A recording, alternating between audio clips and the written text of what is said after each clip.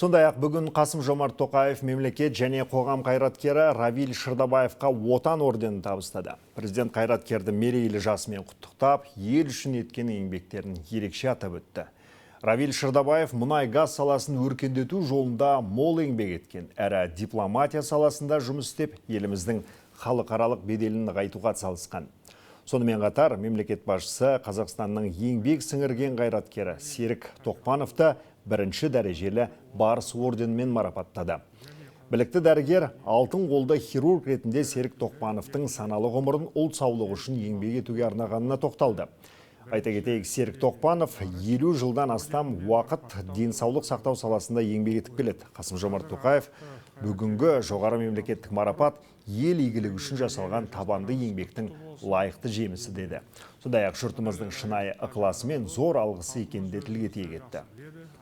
Әсіресе мұнай-газ саласын өркендетуге мол еңбек сіңірдіңіз. Сіздің бастамаңызбен бұл сала жаңа кезеңге қадам басты деуге болады.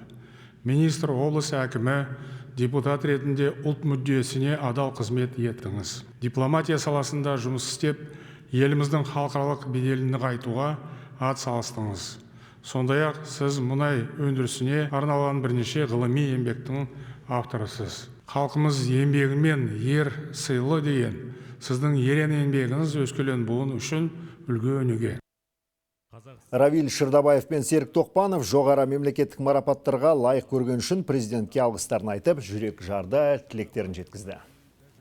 Жоғары мәртебелі президент аса құрметті Қасым-Жомарт Кемелұлы Ақордаға шақырып, үлкен құрметке бөліп, орден, отан мен сыйлықтың марапаттап жатсыз.